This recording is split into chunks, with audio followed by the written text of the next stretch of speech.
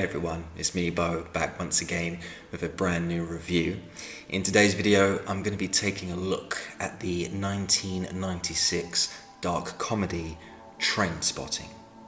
If you haven't already guys, please do consider subscribing to the channel. All the support from you guys is greatly appreciated. So Trainspotting from 1996 featured an array of British talent, including Ewan McGregor, Johnny Lee Miller and Robert Carlyle.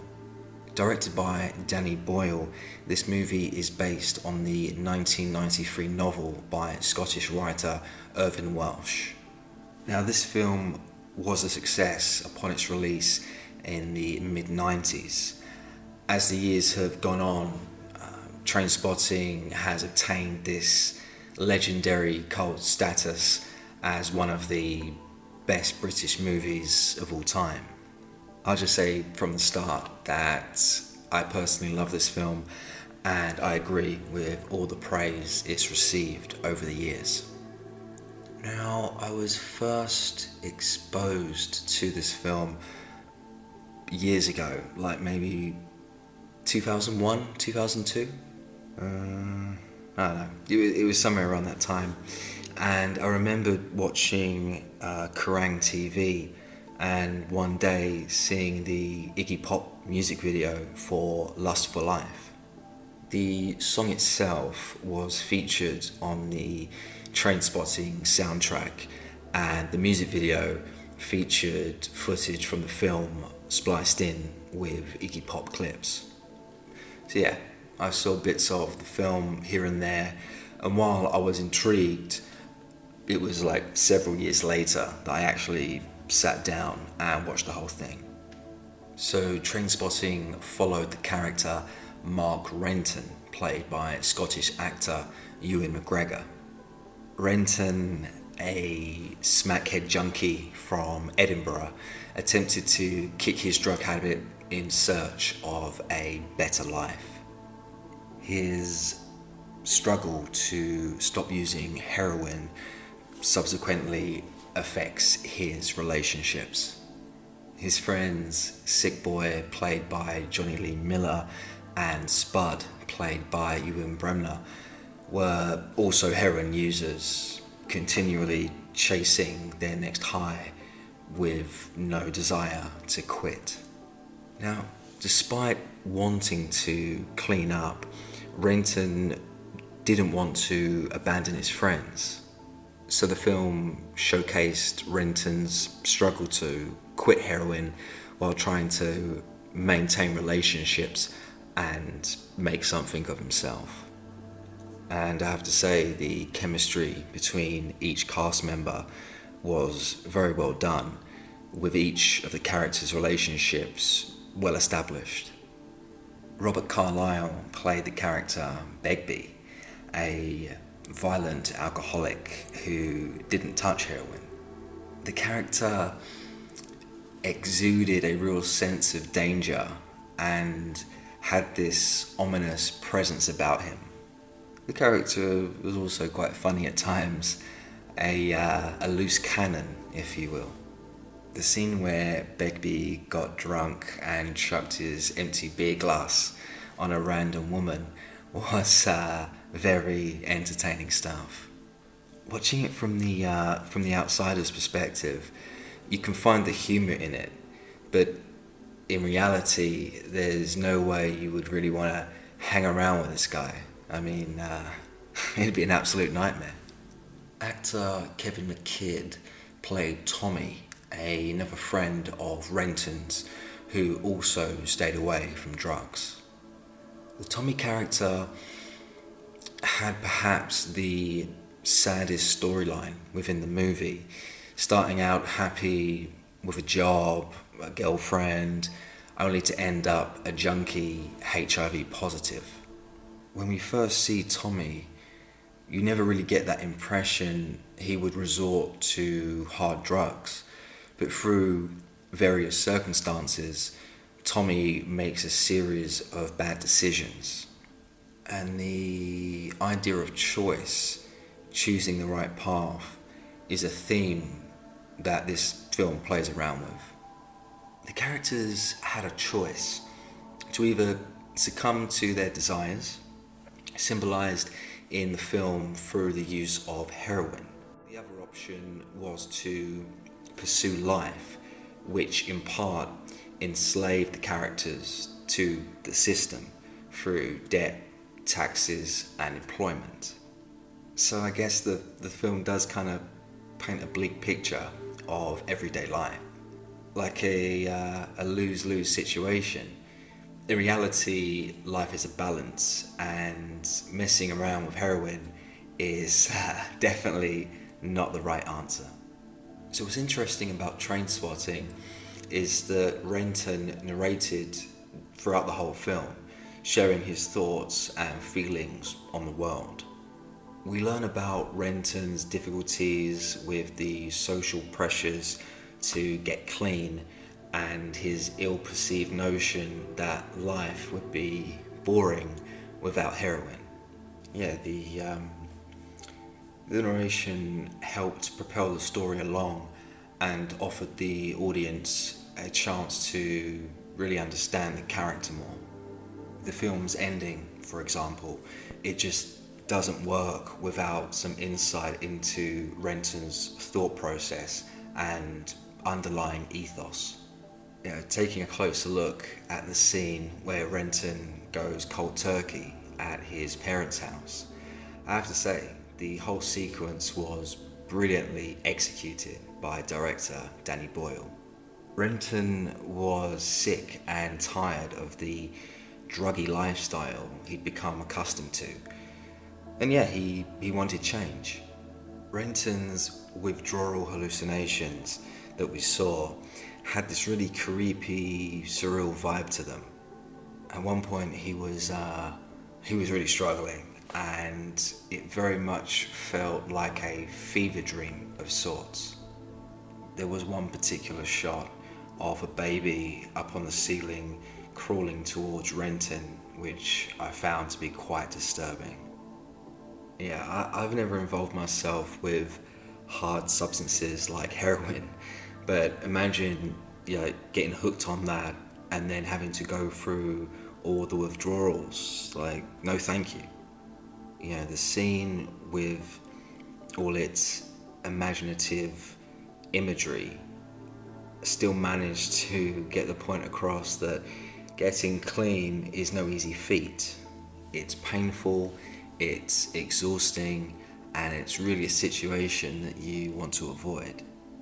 Now, before we go any further, I have to mention Ewan McGregor's performance as Renton. Now, why I personally don't like the guy for his extramarital affairs, I can't deny he was fantastic in this role.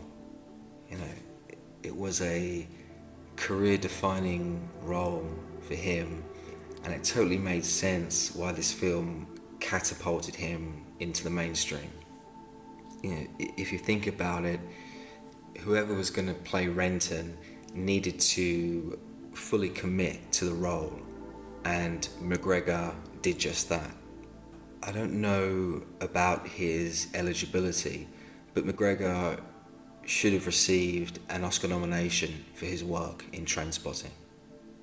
Besides the interesting narrative choices made by Danny Boyle, the movie also featured some very zany editing techniques. A lot of hard cuts, a lot of freeze frames. Boyle was able to make Trainspotting fascinating while showing the truth behind the life of a drug addict. Now, there's two scenes that I have to mention. The first would be the scene where Renton is shooting up inside his local drug den. We initially get a series of close-ups of Renton and the syringe. We see the liquid slowly dissolve into his veins, which was, pretty unnerving to watch. But the shot that followed of Renton lying back on this red carpet, slowly falling through the floor, just was a brilliant visual. You really got a sense of just how powerful the drug is and what it can make you feel like. The whole falling through the floor bit, for me, just was, one of those visuals that is still imprinted on my mind. It was kind of a kooky idea, but it worked so well with the material. The second visual I want to mention was the whole Renton rising up from the toilet scene. So, leading up to this, Renton was desperately in search for one last hit before he, attempted to get clean. Sadly for him, the best he could find was 2 opium suppositories, which he would later lose down a pub toilet. So we see Renton fishing down what has to be one of the most grotesque toilets ever put to screen. The character then crawls down the toilet in this, weird hallucination that he has. The shot of Renton's head popping back up as he spits out the toilet water, disgusting yet iconic. As a kid, I heard about Trainspotting being talked about on the TV and the radio. Here in the UK, the film was a huge success and garnered a big fan base. It was everywhere, and it kind of almost accidentally coincided with the UK Britpop scene at the time. And every time I'd see any clips of the film, they would always show the shot of Renton's head coming out the toilet. And for me as a kid, watching that on TV without knowing any of the context, it kind of freaked me out, Yeah, visually grotesque, but iconic nonetheless. And yeah, that's the 2 visuals I wanted to mention. Yeah, they come to mind instantaneously when I think about this movie. Brilliant, inventive imagery that really helped the movie stand out above the rest. And so, dislikes for Trainspotting 1996. My main dislike for the film would be the lack of realism when it came to the portrayal of actual heroin users. Now, I will cut the film some slack because, ultimately this unconventional, off-the-wall style, was what Danny Boyle was aiming for. And, clearly, he pulled it off. It's just addicts in real life, they become very sad and depressing and almost, scary. And, 9 times out of 10, they're on a path to either prison or death.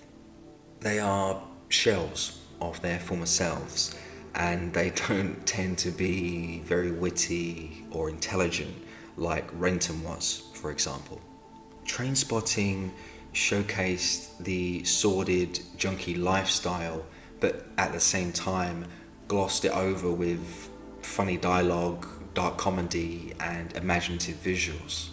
The movie finishes with this upbeat, optimistic end for Renton, and while it worked for the story and everything, it does lack realism.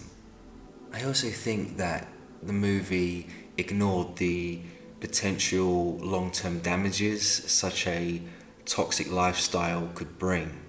I wouldn't necessarily say that the movie glorifies heroin use, but one could argue that the film does romanticize with the idea at times. And so ratings for Trainspotting 1996. I'm going to be rating this movie a solid 7.5 out of 10. It's safe to say that Trainspotting is a controversial examination of Edinburgh's drug-addled 90s counterculture.